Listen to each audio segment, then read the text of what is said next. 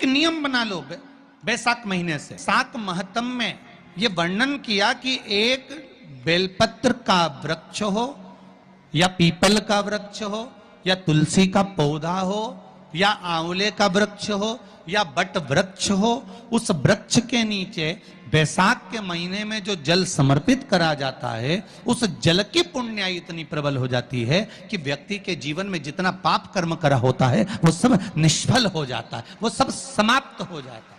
बैसाख महीने में पार्थिव शिवलिंग के निर्माण का, और उसमें एक बात कही गई कि जब संसार का मनुष्य, मृत्यु लोक में रहने वाला मानव, मृत्यु लोक में रहने वाला मनुष्य मिट्टी के शिवलिंग का निर्माण करता है, पार्थिव शिवलिंग का निर्माण करता है, और जिस घर में पार्थिव शिवलिंग का निर्माण होकर उसकी पूजन होती है, घर का सदस्य उस पर अगर एक बूंद जल समर्पित कर देता है तो जितने घर के सदस्य होते हैं उस पार्थिव शिवलिंग के निर्माण को करने वाले होते हैं, पूजन करने वाले होते हैं, उनको 6 महीने तक किसी बड़ी बाधाओं को झेलना नहीं पड़ता, वो दुख अपने आप कट जाता है।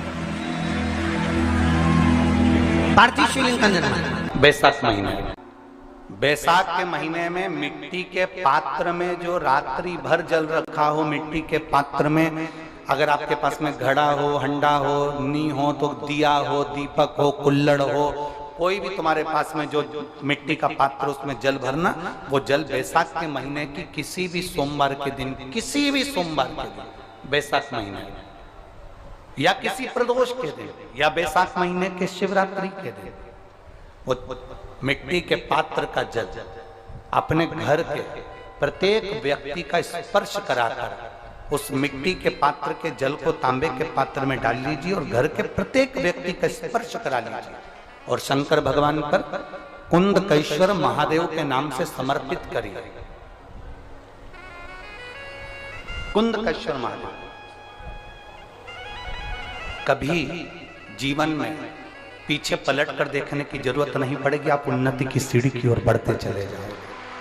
बैसाख महीने में मिट्टी के पात्र का जल भगवान शंकर को समर्पित होना चाहिए, उसका सुख हमारे जीवन को एक आनंद फल प्रदान। जैसे कहते हैं ना, कोई अच्छा मिले ना मिले, धन मिलने से कोई भाग्यशाली नहीं होता, सत्ता मिलने से कोई भाग्यशाली नहीं होता, वैभव मिलने से कोई भाग्यशाली नहीं होता। महाराज,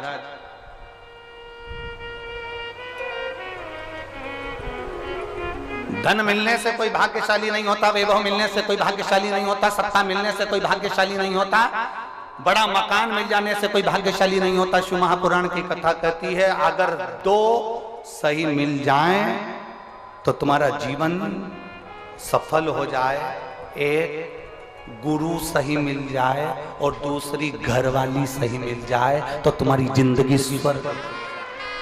दुनिया का सबसे भाग्यशाली व्यक्ति वो होता है जिसको 2 ठीक मिल गए, 2 अच्छे मिल गए, एक गुरु अच्छा मिल जाए, दूसरी जम के बोलो घरवाली अच्छी मिले।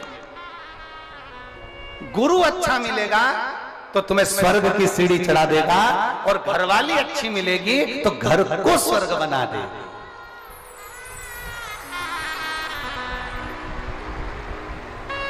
और इसमें से भी गुरु भले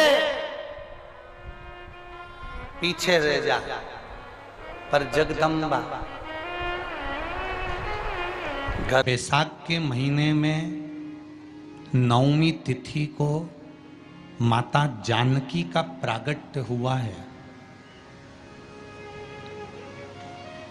पृथ्वी से।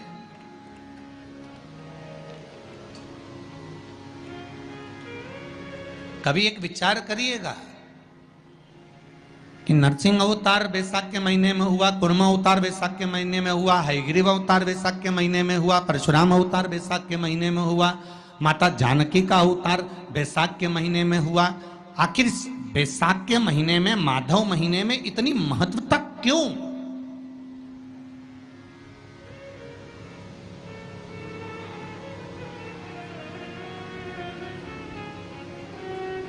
बैसाख के महीने में पड़ने वाली एकादशी, चतुर्थी, प्रदोष, अमावस्या, पूर्णिमा, शिवरात्रि, ये सभी इतनी महत्वपूर्ण क्यों हो जाती है?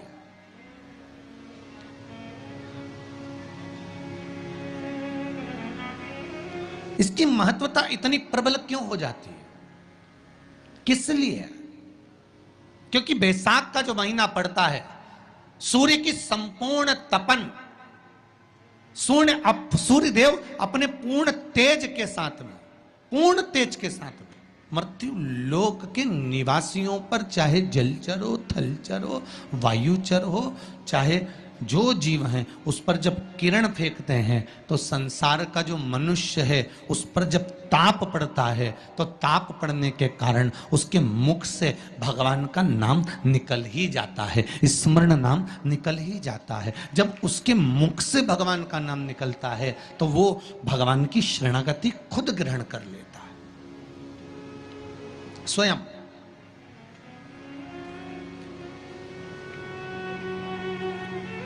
शरणागति ग्रहण कर लेना। बैसाख की पोथी पढ़ते हो आप लोग? आप में से अगर कोई पढ़ता हो बैसाख महीने की पोथी, तो उसमें एक वर्णन आता है,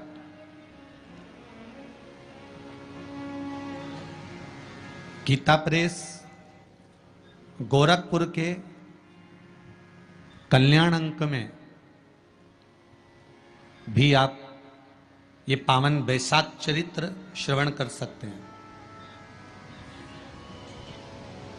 उसमें बैसाख महीने की पोथी में 10वें दिवस की कथा में 10वें अध्याय में एक व्याध और शंख मुनि का चरित्र आता है।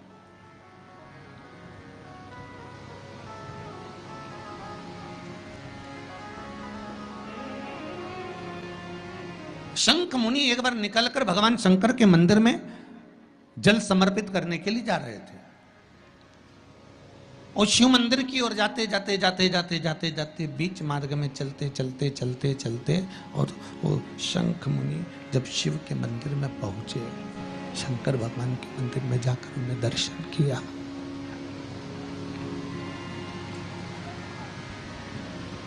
जल का पात्र उठाया और वो जल का पात्र उठाकर जब भगवान शिव को समर्पित कर रहे थे तो उसी समय जल का पात्र उठाकर जब शंकर भगवान को समर्पित करा गया और शंख मुनि निकलकर जब बाहर आ रहे थे, आते आते शंख मुनि के मन में एक भाव उत्पन्न हो गया कि जब हम भगवान शिव को कुछ वस्तु समर्पित करते हैं तो उसका फल, उसका पुण्य फल हमें कितने समय में प्राप्त होता है। ये शंख मुनि के मन में एक विचार जागृत हो गया, शंख मुनि के मन में एक भाव जागृत हो गया। एक लोटा पानी जो भगवान शंकर को समर्पित करता है, मरने के बाद तुम्हारी औलाद तुम्हारा किसी पवित्र नदी में तर्पण करे ना करे, तुम्हारा शिव को दिया हुआ जल तुम्हारे खाते में पहुंच जाता। आपने जो शंकर भगवान को एक लोटा जल दिया है, शिव जी को एक लोटा पानी चढ़ाया, शंकर भगवान को एक लोटा जल समर्पित करा है, शंकर भगवान को एक लोटा जल अगर आपने दिया है तो वो आपके खाते में पहुंचेगा जरूर, ये निश्चित है, पक्का है।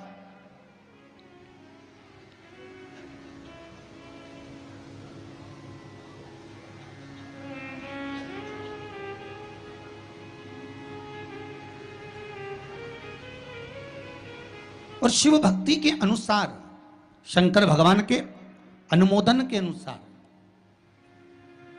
पहले भी कथा में कहा, आज फिर कह रहे हैं, आप जब शंकर भगवान को एक लोटा जल समर्पित करते हो तो वो 33 कौटि देवताओं के हिस्से में चले जाता है, एक भाग पितरों के हिस्से में चले जाता है, एक भाग आहूतों के हिस्से में चले जाता है, एक भाग वाचुकों के हिस्से में चले जाता है। आपने जो भगवान को दिया वो धीरे धीरे धीरे धीरे धीरे धीरे धीरे बढ़ता चले जाता है, भगवान के धामों में पहुंचता चले जाता है। जिन जिनको आपने नहीं भी दिया, शंकर भगवान पे चढ़ा हुआ जल उन तक भी पहुंच जाता है। ये केवल आपकी निर्मल और आनंदित भक्ति के बल पर पहुंचता है, भक्ति के बल। एक हरिचंदन का वर्णन आपको पहले कथा में करा है, सुना है आप लोगों ने कि नहीं सुना? तुलसी की लकड़ी जब सूख जाती है तो उस तुलसी की सूखी हुई लकड़ी को घिस कर चंदन बनाया जाता है, और उस चंदन को भगवान ठाकुर जी को, लड्डू गोपाल को, भगवान कृष्ण को, राम को या शालिग्राम भगवान को वो चंदन लगाया जाता है।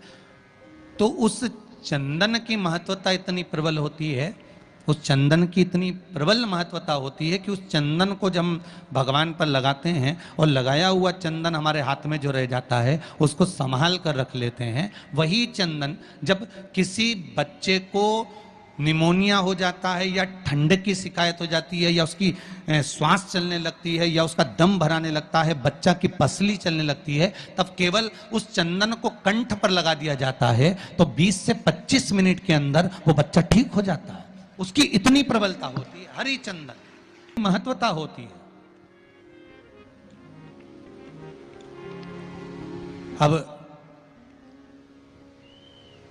तुलसी की जड़ को घिसकर उसका चंदन बनाकर भगवान को लगाना, वो हरिचंदन। उसी तरह यहां जयंत के मुख से,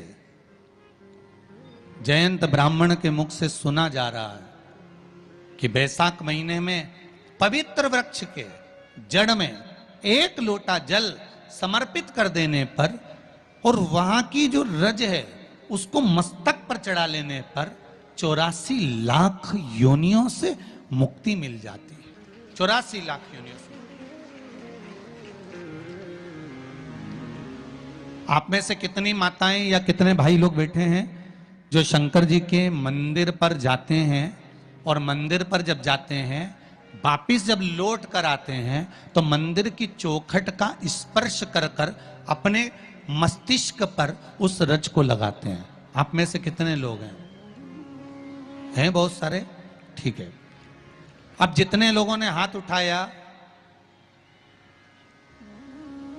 और नियम से अगर शंकर मंदिर की दरवाजे की चौखट पर भगवान शंकर को जल चढ़ाने के बाद जब आप लौट कर आ रहे हैं और उनकी चौखट पर आपने हाथ फेर कर अपने मस्तिष्क पर उस रज को लगाया है, वो धीरे धीरे अपने भाग्य की ओर देखते। तारीख लिख लेना कि मैंने इतनी तारीख से मंदिर जाना चालू करा, इतनी तारीख से मैं ये काम कर रहा हूं और इतनी तारीख तक मुझे ये फल की अनुभूति हुई। ये देख, विश्वास जागृत होने पर फल की अनुभूति है। किस किस के घर में तुलसी का पौधा है? सबके यहां है? रख लो।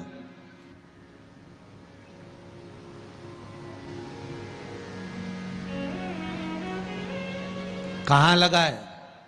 घर के अंदर कि घर के बाहर? घर के बाहर, ठीक है। दिया लगाते हो? अच्छा, कौन है वो जिस तुलसी मैया को दिया लगाते हो? कौन है वो? बोलते तो जाओ जरा जल्दी जल्दी। माता है। घर में जो सास है वो कौन है? वो भी बोलो तो जम के बोलो जरा। माता है। बैसाख का महीना चल रहा है, बहुत जोरदार गर्मी पड़ रही है, बहुत जोरदार गर्मी, खूब जोर की। तुम्हारी सास की कुर्सी घर के बाहर लगा दो।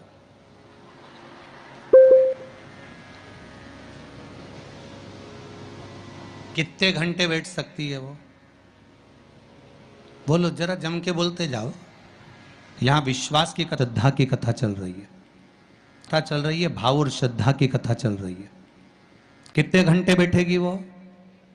अरे 1 घंटा भी जाने दो रिजी जी, 15 मिनट ऐसी चिलचिलाती हुई धूप में वो बैठ जाए, बहुत कठिन बात, बहुत कठिन। तुम्हारे घर के दरवाजे पर तुलसी का क्यारा है, तुम उसको दिया लगाती हो, माता कहती हो, पूछती हो, पूजती हो। तुमने तुलसा महारानी से कहा, माँ बैसाख की गर्मी पड़ रही है, तेरे को गर्मी लग रही होगी, चल थोड़ी देर में तुझे अपने कक्ष में लेकर चलती हूँ, थोड़ी छांव में रख देती हूँ, तेरे ऊपर एक छत्र लगा देती हूँ, थोड़ा सा एक ब्लाउज का टुकड़ा पड़ा हुआ है, पीस पड़ा हुआ है, उसको मैं तेरे ऊपर डाल देती हूँ, जिससे तुझे गर्मी कम लगेगी। कभी विचार किया? पिनाया है सबने। शिव मंदिर में जाना, एक लोटा पानी चढ़ाना, शंकर को यदि एक चावल का दाना चढ़ाया, एक मूंग का दाना चढ़ाया, एक फूल की पत्ती को भी समर्पित करा, तो शिव ने उसको स्वीकार करा। शंकर भगवान पर एक बेलपत्र चढ़ाई, शिव ने उसको स्वीकार करा। अब देव तो शंकर को,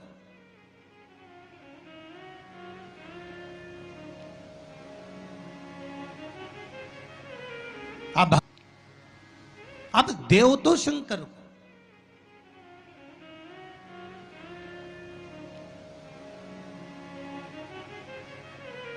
आप भगवान ओघड़दानी को प्रदान तो करो।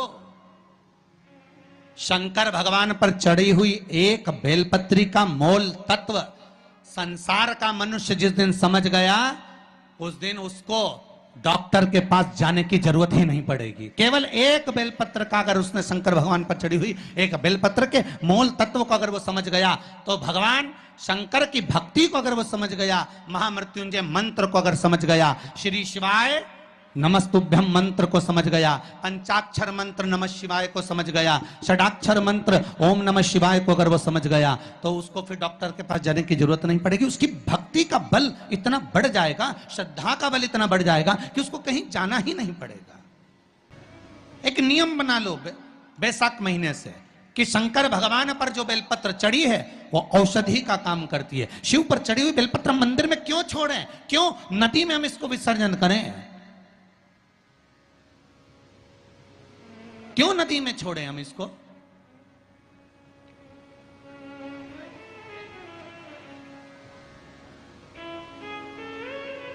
उसको उठा लाए, उसका प्रयोग करा, खाया, और उसका जो फल हमें मिला वो जीवन का सुख। हम तो ब्राह्मणों से भी कहेंगे, जितने ब्राह्मण जन शंकर भगवान के मंदिर में पूजन करते हैं, जितने विप्र जन भगवान शिव के मंदिर में पूजन करते हैं, उनको करबद्ध निवेदन, उनके चरणों को प्रणाम कर कर, उनके चरणों को नमन कर कर, उन ब्राह्मणों के चरणों को नमन कर कर निवेदन करूंगा कि आप शंकर जी के मंदिर में कोई प्रसाद बांटो ना बांटो, जो बेलपत्र शंकर जी के मंदिर में चढ़ती है, उस बेलपत्र को उठाकर धूप में डाल दो, सुखा लो, पीस लो, और पीसने के बाद उसकी पुड़िया बना लो, उस पुड़िया को प्रसाद के रूप में देना चालू कर दो कि ये खाना चालू करो। किडनी, लीवर, शुगर, बीपी सब धीरे धीरे धीरे धीरे समाप्त होने लगेगा। तुम करो तो। वो बेलपत्र ना तो किसी नदी में विसर्जन करने की जरूरत है और ना कहीं फेंकने की जरूरत है।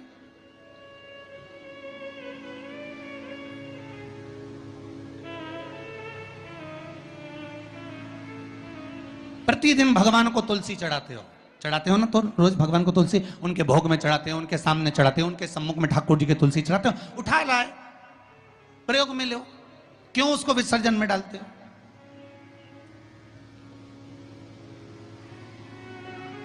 जो विसर्जन के लायक है उसका विसर्जन करो, और विसर्जन भी कहां करो? क्षिप्रा, गंगा, नर्मदा, सरयू या आपके क्षेत्र की कोई पवित्र नदी है, उस नदी में ले जाकर कोई निर्माल्य वस्तुएं मत पटको। आज वैसे ही इस पृथ्वी पर जल स्तर गिरते जा रहा है, उस पवित्र जल को हमें संजोना है। जो निर्माल्य की वस्तु मिले, एकांत में किसी खेत में उसको एक खड्डे में डालकर इकट्ठा करो। जब उसकी खाद बन जाए तो जिस खेत में उसको डालोगे भगवान के प्रसाद को, वो खेत भी उज्जवल आनंद सुख प्रदान करेगा और कुछ ना कुछ अच्छा देना प्रारंभ करेगा। क्यों किसी पवित्र नदी को हम नष्ट कर रहे हैं? क्यों गंगा को हम कचरा डालकर नष्ट करें? क्यों यमुना को, सरयू को, क्षिप्रा को हम नष्ट करें? हम उसको शुद्ध बनाने का प्रयास करें, हम उसको निर्मल बनाने का प्रयास करें। अपने गांव में, नगर में जो तालाब, जो बावड़ी, जो कुएं हैं, उनको हम निर्मल बनाने का प्रयास करें, शुद्ध बनाइए।